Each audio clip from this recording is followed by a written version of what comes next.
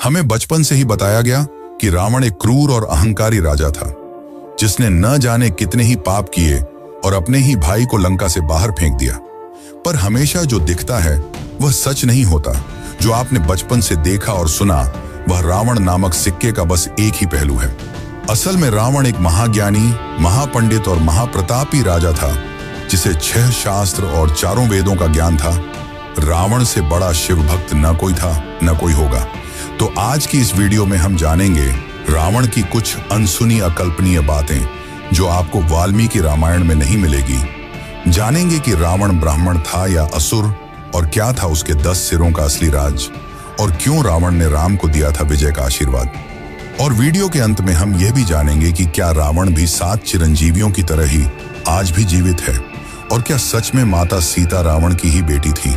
तो चलिए जानते हैं एक महान विद्वान, सफल शासक, वीणा उस्ताद, शिव भक्त रावण की असली कहानी।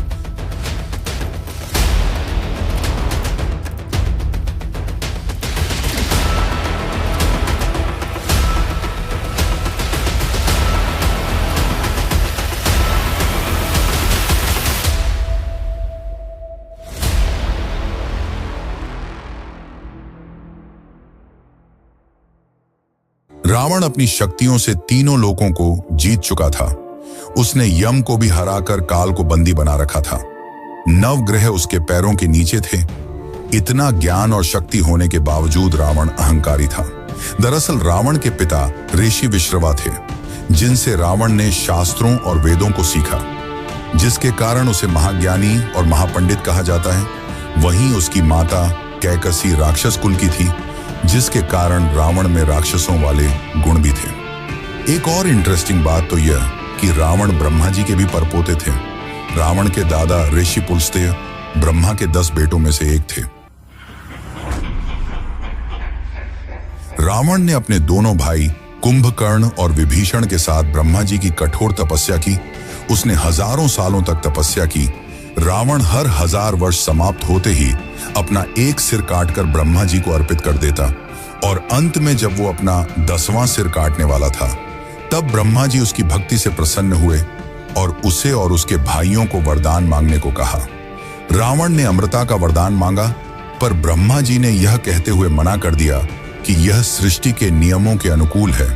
तब रावण ने वरदान मांगा कि उसे दानव, देवता, किन्नर, नाग कोई न हरा सके, और अपने अहंकार में रावण ने मनुष्यों और वानरों को तुच्छ समझते हुए उनसे सुरक्षा नहीं मांगी, और इसी कारण यही उनके अंत का कारण बने।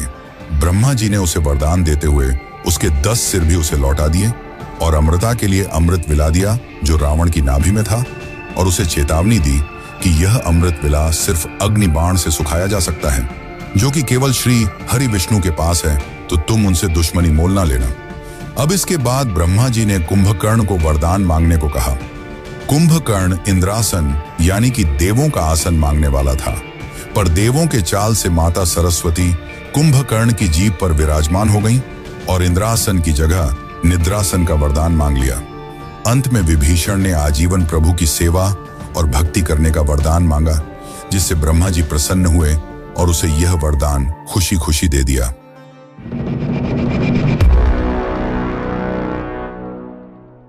रावण शिव का बहुत बड़ा भक्त था, और एक बार शिव भक्ति में लीन रावण ने शिव को सीधे लंका ले जाने का सोचा और कैलाश पर्वत को अपनी भुजाओं से उठा लिया। और जब रावण ने ऐसा किया तो शिव क्रोधित हो उठे और अपने अंगूठे से पर्वत को दबा दिया। रावण पर्वत के नीचे दब गया और दर्द से चिल्लाने लगा। तब उसे अपनी गलती का एहसास हुआ, और उसने अपनी भक्ति दिखाते हुए अपने हजारों हाथों में से एक हाथ तोड़ा और उसकी नसों से तार बनाकर उसे बजाने लगा। यही वह समय था जब रावण ने शिव को प्रसन्न करने के लिए शिव तांडव स्तोत्र लिखा था, जिसे आज भी यह दुनिया शिव को प्रसन्न करने के लिए गाती है। रावण की भक्ति से शिव प्रसन्न हुए और उसे अपनी चंद्रहास तलवार दी, और तब से ही रावण को सबसे बड़ा शिव भक्त माना जाता है।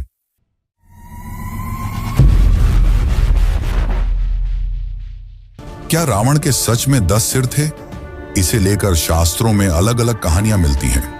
कहा जाता है कि रावण को 6 शास्त्र और 4 वेदों का संपूर्ण ज्ञान था, जिसके कारण उसे दशानन या 10 सिरों वाला कहा जाता है। वहीं दूसरी ओर कुछ जगहों पर यह लिखा मिलता है कि रावण के पिता ने उसे 9 मणि वाली एक माला दी थी, जिसके कारण रावण के 10 सिर प्रतीत होते थे। रावण के 10 सिर उसके चरित्र को दर्शाते हैं। ये 10 सिर हैं काम, क्रोध, लोभ, मोह, मद, मत्सर्य, अहंकार और उसके सभी सिरों को संतुलन में रखते मुख्य 3 सिर बुद्धि, मनस और चित्त।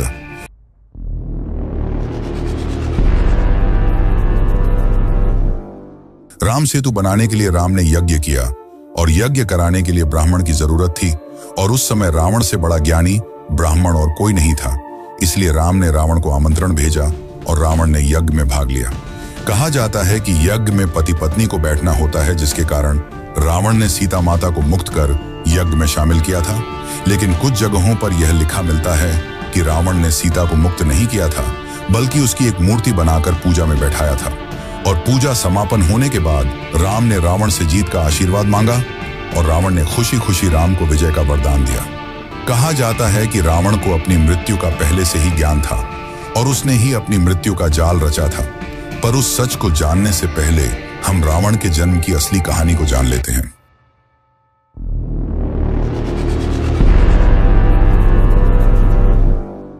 जय और विजय ये विष्णु के वैकुंठ लोक के 2 द्वारपाल थे, और जब ब्रह्मा जी के 4 पुत्र विष्णु के दर्शन के लिए पहुंचे, तब जय और विजय ने उन्हें यह कहकर रोक दिया कि यह अभी विष्णु जी के आराम का समय है, जिससे क्रोधित होकर संत कुमारों ने उन्हें श्राप दिया कि उन्हें वैकुंठ लोक का त्याग करना होगा। और उनके इस श्राप से विष्णु जी भी सहमत हुए और उन्हें 2 विकल्प दिए कि या तो वे पृथ्वी पर विष्णु के भक्त के रूप में 7 बार जन्म लें या 3 बार विष्णु के दुश्मन के रूप में। विष्णु जी से जल्दी मिलने के लिए उन्होंने 3 बार उनका दुश्मन बनना स्वीकार किया, और पहले जन्म में वे हिरण्याक्ष और हिरण्यकश्यप के रूप में जन्मे। हिरण्याक्ष को विष्णु के वराह अवतार ने मारा और हिरण्यकश्यप को नरसिंह अवतार ने। दूसरे जन्म में वे रावण और कुंभकर्ण के रूप में जन्मे, जिन्हें विष्णु के अवतार राम द्वारा मारा गया। तीसरे जन्म में वे शिशुपाल और दंतवक्त्र के रूप में जन्मे, जिन्हें श्री कृष्ण द्वारा मारा गया।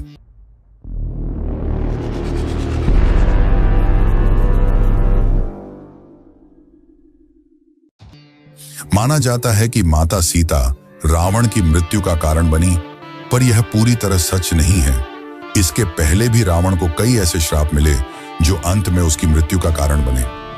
एक समय की बात है जब स्वर्ग की अप्सरा रंभा कुबेर के बेटे के पास जा रही थी, तब मार्ग में रावण ने उससे छेड़छाड़ की, जिससे क्रोधित होकर कुबेर के बेटे ने रावण को श्राप दिया कि अगर वह स्त्री की इजाजत के बिना उसे हाथ लगाएगा तो वह भस्म हो जाएगा। और इसी श्राप के चलते रावण ने माता सीता को हाथ नहीं लगाया। दूसरा यह कि रावण अपनी अहंकार और जीतने की चाह में कई राजा महाराजाओं को मारता गया, और जब उसने 21वें रघुवंशी राजा अनर्ण्य को मारा तो अनर्ण्य ने उसे श्राप दिया कि मेरे ही वंश के राजकुमार द्वारा तुम मारे जाओगे। और ऐसा ही हुआ। 62वें रघुवंशी वंशज राजकुमार राम द्वारा रावण को मारा गया। पर कुछ लोगों का यह मानना है कि रावण मरा नहीं, बल्कि आज भी जीवित है, और कलयुग के अंत के पश्चात वेद और शास्त्रों का ज्ञान देने फिर से आएंगे, और अभी वे लंका की किसी गुफा में हैं। तो चलिए जानते हैं इसकी असली सच्चाई।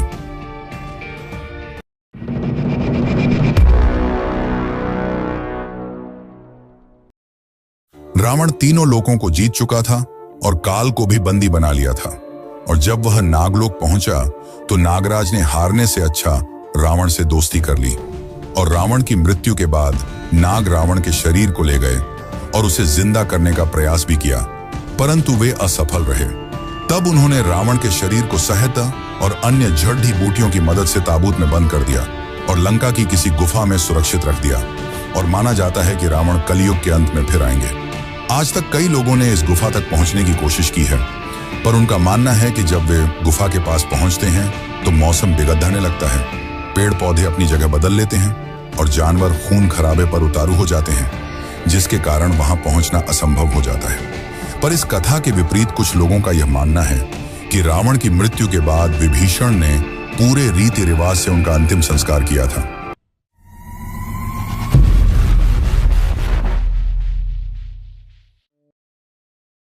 दरअसल रावण एक सफल शासक था जिसके राज में लंका ने सिर्फ विकास ही किया।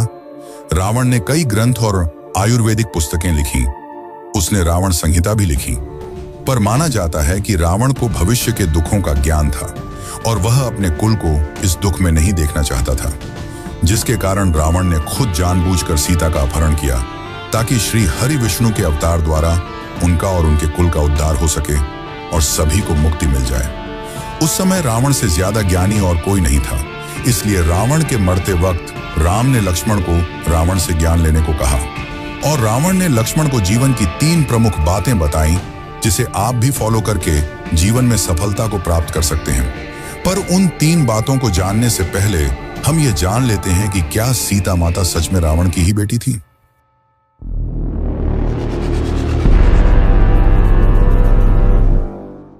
रामायण के जैन वर्जन में हमें यह कहानी देखने को मिलती है जिसके अनुसार सीता रावण की बेटी थी। माना जाता है कि सीता रावण और मंदोदरी की पहली संतान थी, पर उनके जन्म के समय रावण को यह ज्ञात हो गया था कि उसकी पुत्री का पति ही उसकी मृत्यु का कारण होगा। इस वजह से रावण ने उसे संदूक में बंद करके जमीन में गाड़ दिया, जो बाद में राजा जनक को मिली और राजा जनक ने उसे अपनी पुत्री मान लिया। पर यह कहानी हमें रामायण के जैन वर्जन और कुछ अन्य क्षेत्रीय किताबों में देखने को मिलती है, जो कि रियल रामायण की किताबों से अलग है, इसलिए इस पे पूरा भरोसा नहीं किया जा सकता। वैसे इसमें आपकी क्या राय है कि सीता माता रावण की बेटी थी या नहीं? कमेंट करके जरूर बताएं।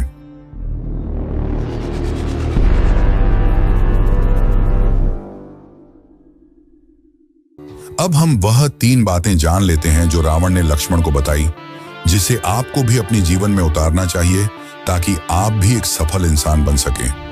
पहली बात यह कि किसी भी शुभ कार्य को जल्द से जल्द कर लेना चाहिए और अशुभ कार्य को जितना हो सके टालना चाहिए।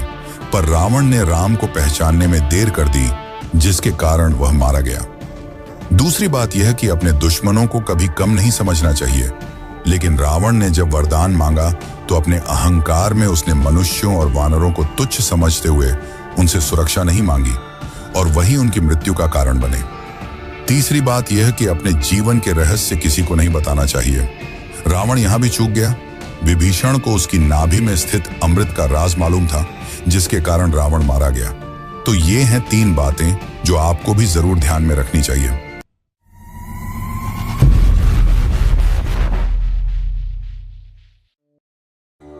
रावण सिर्फ एक राक्षस नहीं था। माना कि उसने लंका अपने ही बढ़े भाई कुबेर से छीन ली थी, पर फिर भी रावण के काल में लंका ने सिर्फ विकास ही देखा है, जिसके कारण आज भी लंका और भारत की कई जगहों पर रावण के मंदिर उपस्थित हैं और उसे आज भी पूजा जाता है। रावण एक महान चिकित्सक और आयुर्वेदाचार्य भी थे और उन्हें भविष्य की बीमारियों का पहले से ज्ञान था और इसी वजह से उन्होंने आयुर्वेद पर 7 पुस्तकें लिखी। रावण जैसा न कोई था न कोई होगा। रावण की शिव भक्ति ने शिव को भी प्रभावित कर दिया। तो ये थी महाज्ञानी महापंडित रावण की असली कहानी, जिसकी जिंदगी का बस आपको एक ही पहलू मालूम था, जिस जीवन का अंत प्रभु श्री राम ने किया। और अगर आपको वीडियो से कुछ नया जानने और सीखने को मिला हो तो कमेंट में जय श्री राम जरूर लिखें। धन्यवाद।